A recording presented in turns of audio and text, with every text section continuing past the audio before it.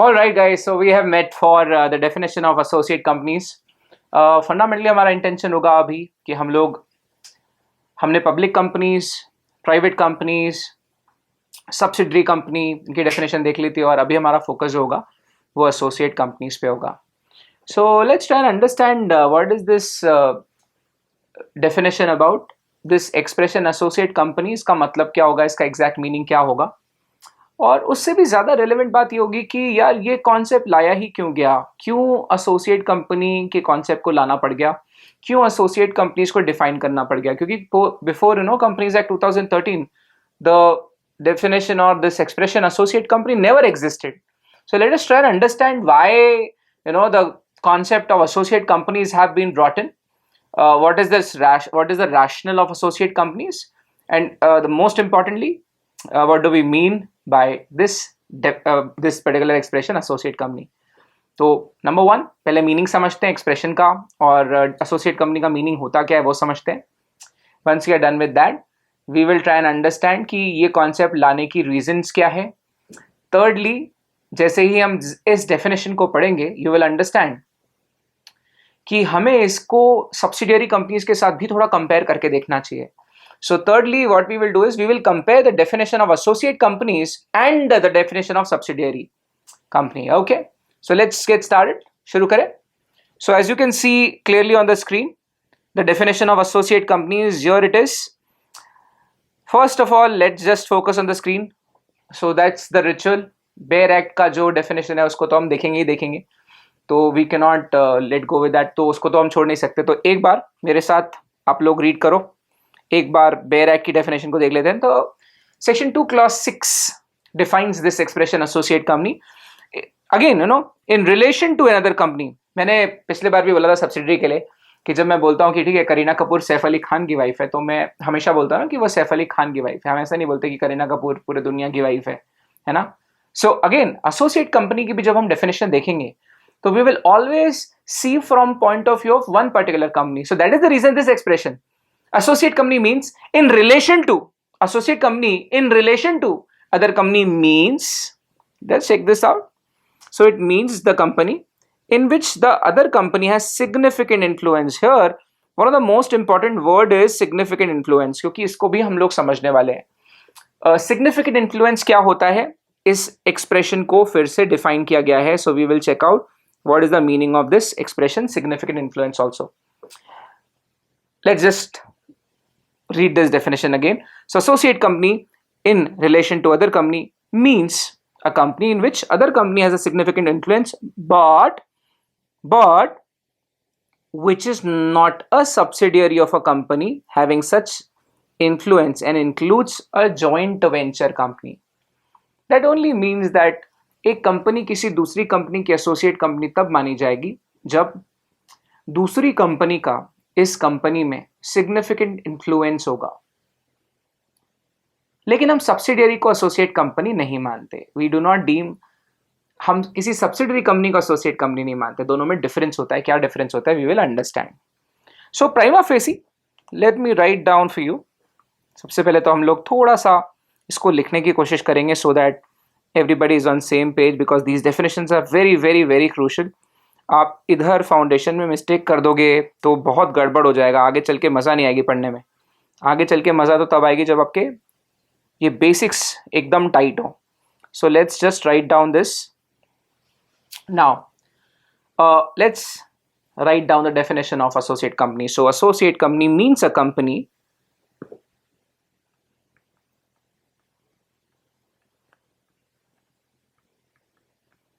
again in relation to other company. It means a company in which the other company has significant influence. What is the word? Significant influence, in which the other company has got what? Significant influence.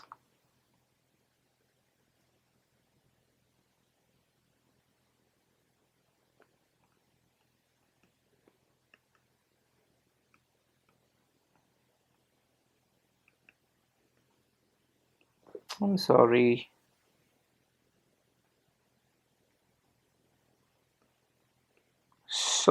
this expression significant influence.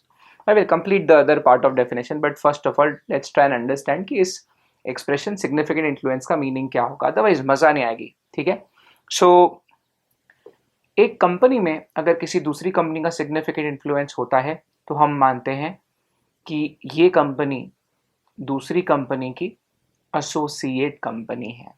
Okay, so let me take you to few examples. Also let's try and understand the definition of significant influence. तो significant influence की भी meaning समझते हैं. What is this meaning? What is the meaning of significant influence? तो significant influence का भी meaning समझ लेते हैं और इवेंचुअली फिर अपन लोग बहुत सारे एग्जाम्पल्स देखना शुरू करेंगे तो मज़ा आएगी फिर. तो देख यार, significant influence का मतलब क्या है. मैं थोड़ा आपको एनालिटिकल व्यू देने की कोशिश कर रहा हूँ ताकि आप लोग थोड़ा सा एनालिटिकल अप्रोच रखें और फिर हम लोग डेफिनेशन भी देखेंगे.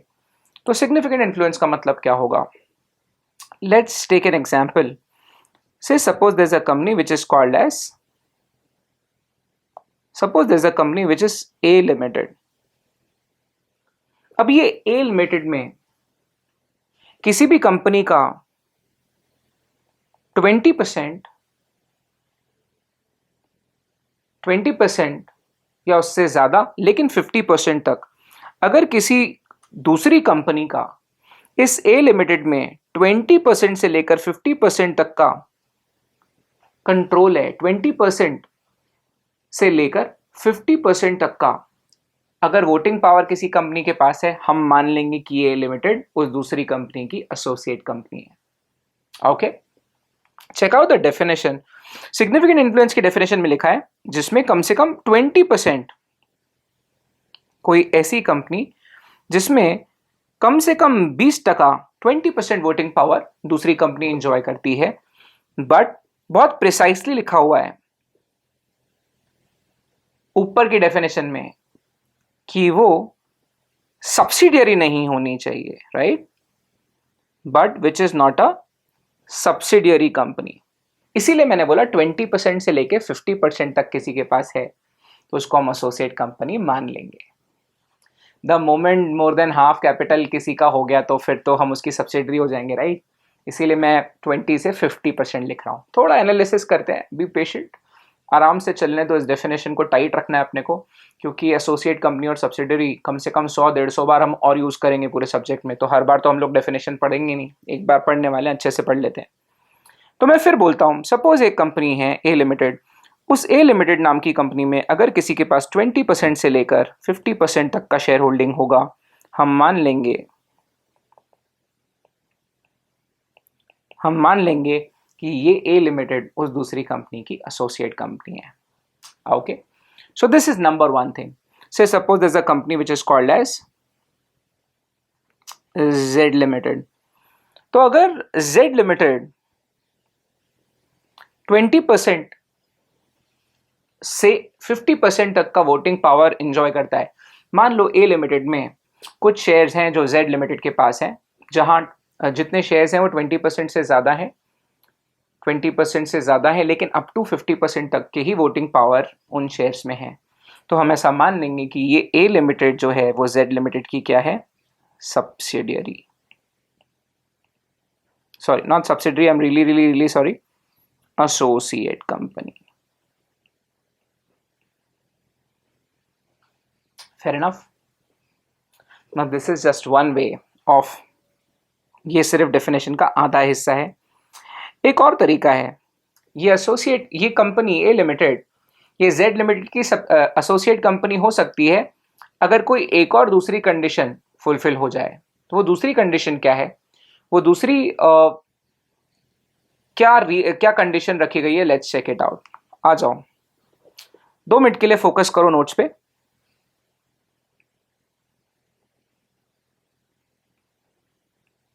I repeat, Section 2, Clause 6. Associate company in relation to other company means a company in which the other company enjoys what? Has significant influence.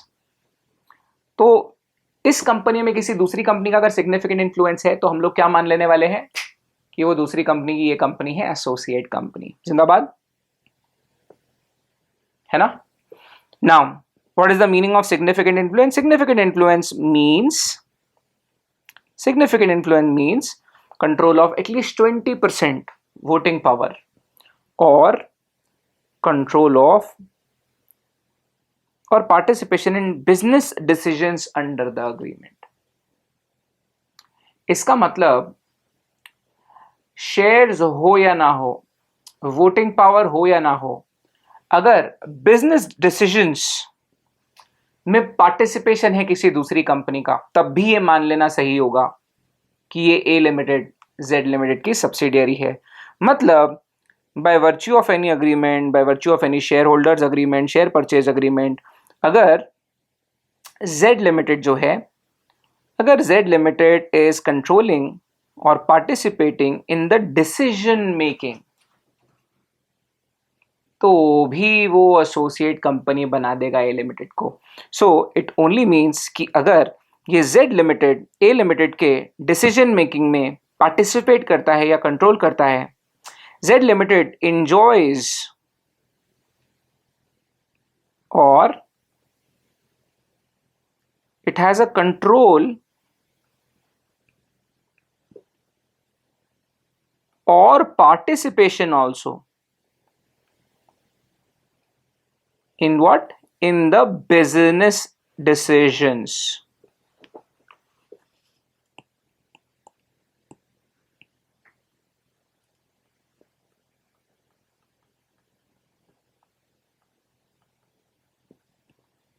अगर ये भी हो जाएगा मेरे भाई, तो हम ऐसा मान लेंगे कि ये ए लिमिटेड जो है वो जेड लिमिटेड की सब्सिडियरी है।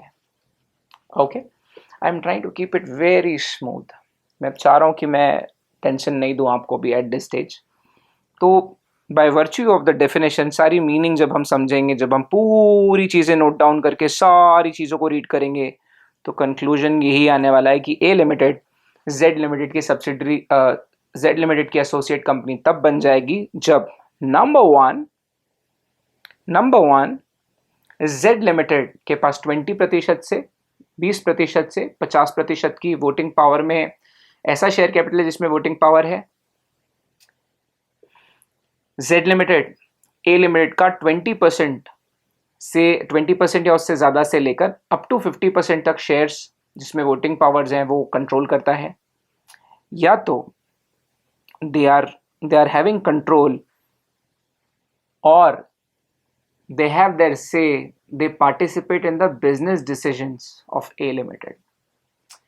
इन दोनों में से कोई एक भी कंडीशन ट्रिगर हो गई, इन दोनों में से कोई एक भी कंडीशन लागू हो गई, तो हम ऐसा मान लेंगे कि ये ए लिमिटेड जो है वो जेड लिमिटेड की एसोसिएट कंपनी है ना। तो ये ए लिमिटेड जो है, ए लिमिटेड का जेड लिमिटेड पे सिग्निफिकेंट इन्फ्लुएंस माना जाएगा अगर ये दोनों में से कोई एक कंडीशन भी ट्रिगर हो गई। So this would be deemed as a significant influence. इसे भी, ये भी जो दूसरी कंडीशन ट्रिगर हो रही है, इसे भी हम सिग्निफिकेंट इन्फ्लुएंस मानने वाले हैं। In both these cases it would be deemed कि ए लिमिटेड को Z limited to certain extent control कर सकती है, और इवेंचुअली फिर हम लोग ए लिमिटेड को एसोसिएट कंपनी बोलना शुरू कर देंगे। हम ऐसा मान लेंगे कि ए लिमिटेड जो है वो जेड लिमिटेड की एसोसिएट कंपनी है। ठीक है, तो देख यार, एक बार वापस से क्लियर करते हैं। ए लिमिटेड जेड लिमिटेड की एसोसिएट कंपनी तब होगी जब जेड लिमिटेड या तो 20% या उससे ज्यादा वोटिंग पावर कंट्रोल कर ले किसमें, ए लिमिटेड में, लेकिन 50% से ज्यादा नहीं।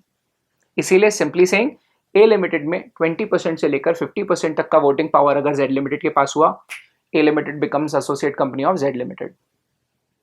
और अगर जेड लिमिटेड के पास वोटिंग पावर नहीं भी है, शेयर्स नहीं भी हैं, लेकिन थ्रू सम अग्रीमेंट अगर जेड लिमिटेड ए लिमिटेड के बिजनेस डिसीजंस में पार्टिसिपेट करता है, या जेड लिमिटेड ए लिमिटेड के बिजनेस डिसीजंस को कंट्रोल करता है, तब भी हम यही मानेंगे कि ए लिमिटेड जेड लिमिटेड की एसोसिएट कंपनी है।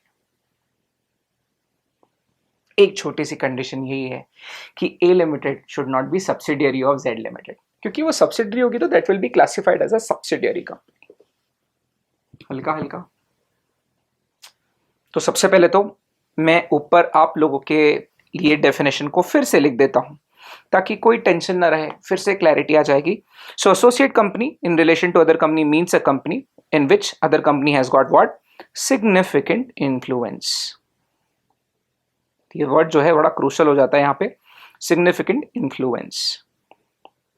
ओके, अब फर्दर अगर आप देखेंगे तो यहां ये भी लिखा हुआ है but which does not include a subsidiary. उन्होंने बहुत क्लियरली डिमार्केट किया है, but which is not a subsidiary of a company having such influence, है ना। But come on, but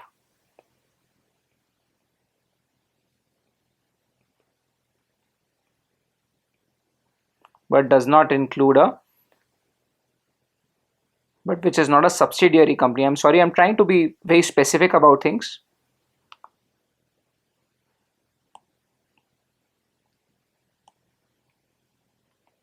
But which is not a subsidiary.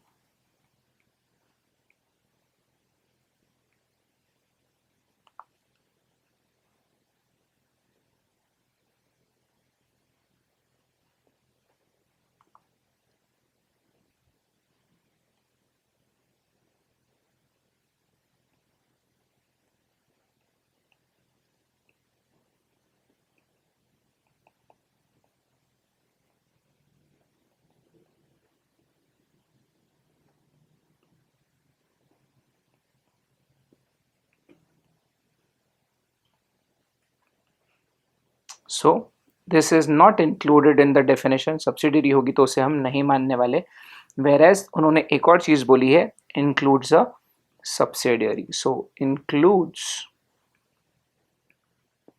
a joint venture. I'm really sorry.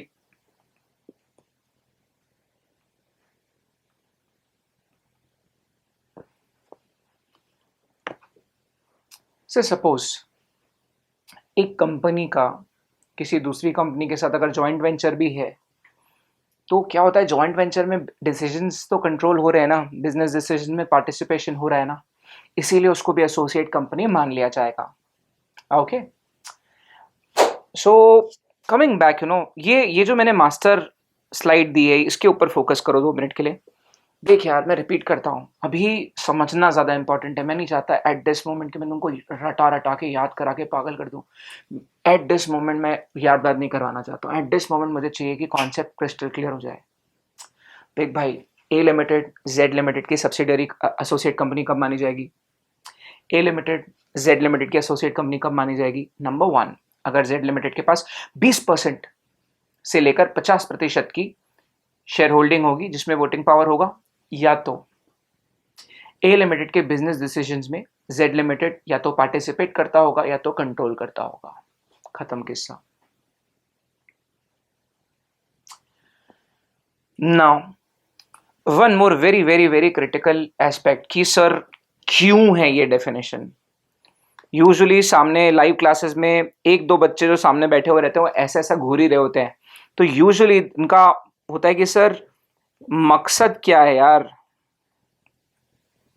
Associate company को क्यों define किया गया, why the definition, associate company के concept को recognise ही क्यों किया, ये कॉन्सेप्ट क्यों एग्जिस्ट करता है, ये एसोसिएट कंपनी के कॉन्सेप्ट को क्यों रिकॉग्नाइज किया गया, why we have this concept of associate companies, why we have recognise this concept of associate company और associate companies.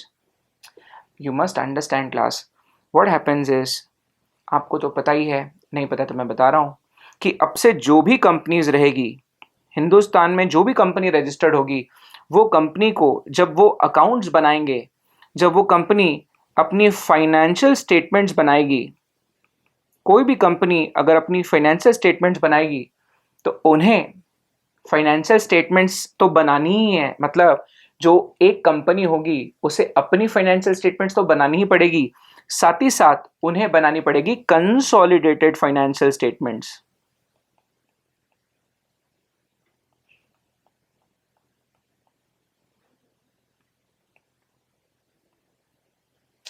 Now what happens is, what is this consolidated financial statements? Please understand, इसको detail में समझने की कोशिश करते हैं, 2 minute के लिए फोकस करिए।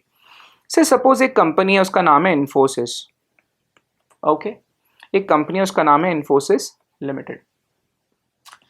इस इन्फोसिस लिमिटेड की है बहुत सारी subsidiaries. So subsidiary 1, subsidiary 2, subsidiary 3, subsidiary 4, subsidiary 5, subsidiary 6, हो सकता है इनकी 50-60 सब्सिडरियाँ हो भी, क्योंकि मोर देन 50 कंट्रीज में इनका ऑफिस है, वो तो मैं डेड श्योर। तो अगर ये इन्फोसिस लिमिटेड है और इसकी मान लो ये 6 कंपनीज है जो सब्सिडियरीज है, और 5-6 कंपनीज है जो एसोसिएट कंपनीज है, से सपोज 4 कंपनी है जो एसोसिएट कंपनीज है। In such cases, what will happen is, अब इन्फोसिस को क्या करना पड़ेगा? इन्फोसिस के ऊपर क्या ऑब्लिगेशन है?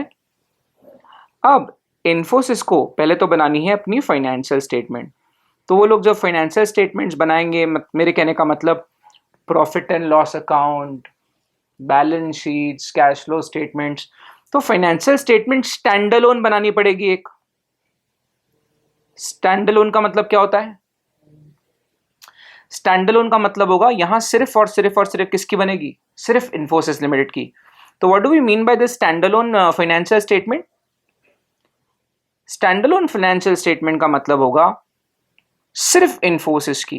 बहुत बेसिक बेसिक बातें हैं, लेकिन आप शायद एग्जीक्यूटिव शुरू होता है उस लेवल पे नहीं मालूम होती बच्चों को।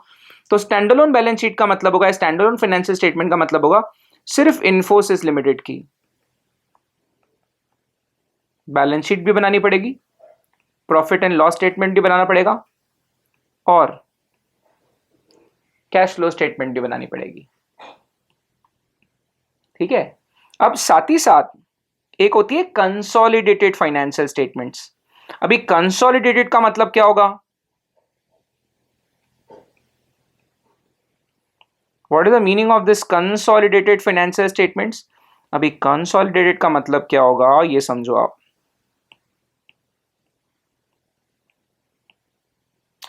कंसोलिडेटेड का मतलब होगा कि इन्फोसिस की जितनी भी सब्सिडरीज है, इन्फोसिस, उसकी सारी की सारी सब्सिडियरीज, उसकी जितनी भी एसोसिएट कंपनीज हैं जिनकी अभी हमने बात की, जितनी भी एसोसिएट कंपनीज होंगी, उन सब एसोसिएट कंपनीज की बैलेंस शीट को मर्ज करके बनाना पड़ेगा। Please understand class, please try understand. अब जब कंसोलिडेटेड फाइनेंशियल स्टेटमेंट की बात होती है, तो इसमें इन्फोसिस की 50 सब्सिडियरीज होगी या उनकी 50 एसोसिएटेड कंपनीज होगी। तो इन्फोसिस की बैलेंस शीट, इन्फोसिस की 50 सब्सिडरी की बैलेंस शीट, इन्फोसिस की 50 एसोसिएट कंपनी की बैलेंस शीट, ये सभी कंपनीज की एक बैलेंस शीट बनाई जाएगी, जिससे कंसोलिडेटेड बैलेंस शीट कहा जाएगा। फिर consolidated profit and loss account बनाना पड़ेगा, फिर कंसोलिडेटेड कैश फ्लो स्टेटमेंट बनानी पड़ेगी। पूछो क्यों? इसलिए इसलिए क्योंकि as an investor, if I am an investor, if I am a share holder in Infosys limited, मुझे ये पता होना चाहिए कि इन्फोसिस ने जहां जहां पैसा लगाया हुआ है, मतलब इन्फोसिस के इन्वेस्टमेंट जहां जहां पर है, इन्फोसिस ने जो जो कंपनीज में जॉइंट वेंचर किए हुए हैं, जो जो कंपनीज के साथ, जो जो कंपनीज में इन्फोसिस ने निवेश करके रखा होगा, इन्वेस्ट करके रखा होगा, मुझे पता होना चाहिए कि वो कंपनीज में क्या चल रहा है। क्योंकि अगर हमें ये नहीं मालूम है कि इन्फोसिस के इन्वेस्टमेंट्स का क्या हो रहा है, तो as a share holder, as an investor, मुझे तो पता ही नहीं चलेगी चीजों में क्या हो रहा है। मुझे तो पता ही नहीं चलेगा कि चीजें कैसी चल रही है, किस तरह का काम चल रहा है ना। तो as an investor, as a share holder of Infosys limited, और for that matter any company in India, I must be aware about वो पैसों का क्या हो रहा है। आप इमेजिन करो, अगर आपके फादर ने आपके हार्ड अर्न 50 लाख रुपए लगाए होंगे कहीं पे, तो आपको ये चिंता होगी ना कि वो 50 लाख रुपए का एग्जैक्टली क्या यूटिलाइजेशन हो रही है ना। So that is the reason consolidated financial statements बनानी पड़ती है। ये रीजन है एसोसिएट कंपनीज को डिफाइन करने का। तो आज अगर इन्फोसिस मल्टीपल बिजनेसेस में इन्वेस्ट करती है, मल्टीपल कंपनीज के साथ अगर काम कर रही है, जॉइंट वेंचर्स कर रही है, तो भाई साल में एक बार तो as a share holder, as a member of Infosys, मुझे ये पता पड़ना चाहिए कि इन्फोसिस के पैसे का हुआ क्या है, इन्फोसिस में क्या चल रहा है, क्या नहीं चल रहा है। This is the reason this definition associate company has been brought in. So, hope brings some clarity.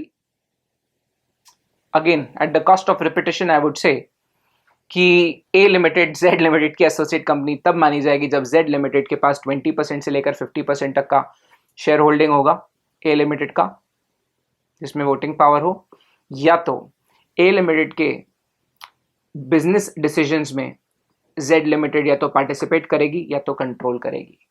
That is how A limited will become the associate company of Z limited. आ जाओ एक काम करते हैं. अभी अभी अपन ने थोड़े दिन पहले सब्सिडरी देखी है, अभी अभी हमने सब्सिडरी की डेफिनेशन देखी है. अब हम लोग एसोसिएट कंपनी की और सब्सिडरी कंपनी की डेफिनेशन को थोड़ा कंपेयर करके देखते हैं. Let's try and understand. थोड़ा कंपैरिजन ही हो जाए, कहीं ना कहीं थोड़ा कंपेयर करोगे तो शायद थोड़ी क्लैरिटी आ जाएगी. So let's try and understand. दोनों की डेफिनेशन को थोड़ा कंपेयर कर लिया जाए.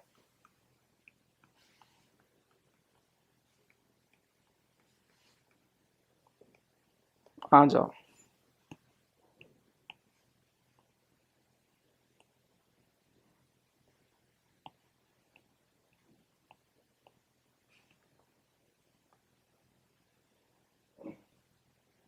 तो इसको कंपेयर कर लेते हैं. आ जाओ.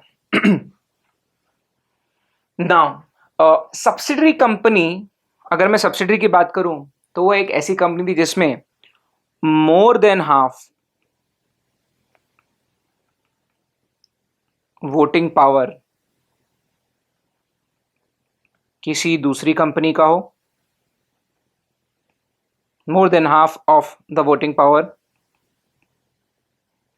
कोई दूसरी कंपनी कंट्रोल कर रही थी.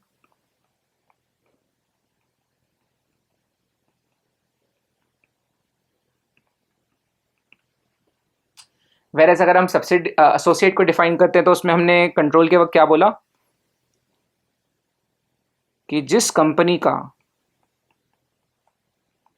20% से लेकर 50% वोटिंग पावर कोई दूसरी कंपनी कंट्रोल करे.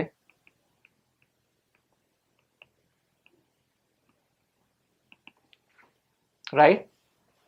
सब्सिडरी में हमने बोर्ड ऑफ डायरेक्टर्स को कंट्रोल करने की बात कही थी. सब्सिडरी कंपनी में हम लोग बोलते थे कि होज कंपनी जिसका बोर्ड कंपोजिशन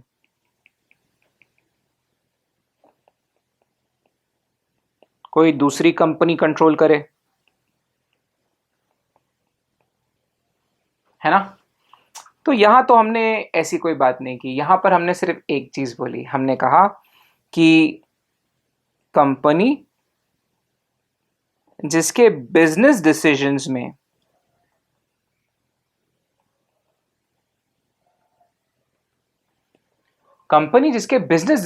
में कोई दूसरी कंपनी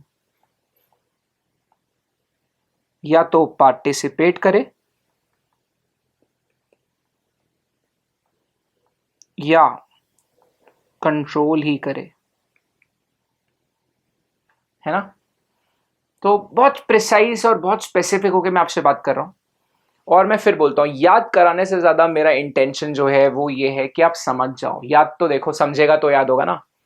कोटा फैक्ट्री का डायलॉग है ना, रैंक तो तब आएगी जब पास हो रहे होगे. तो पहले समझ लेते हैं, है ना. So I hope this brings in some clarity. थोड़ी सी क्लैरिटी तो जरूर आ गई होगी. बस एसोसिएट कंपनी में एक और चीज है जिसका मैं जिक्र करना चाहूंगा,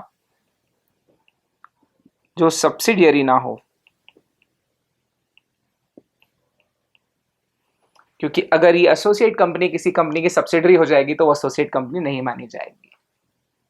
सिंपल इज दैट. अगर आपको असली में किस्सा समझना है ना कि रीजन क्या है, किस रीजन से कॉन्सेप्ट लाया है, आप सिर्फ ये देख लो. बस new companies act brings in more governance, better governance के लिए लाया गया कंपनीज एक्ट 2013.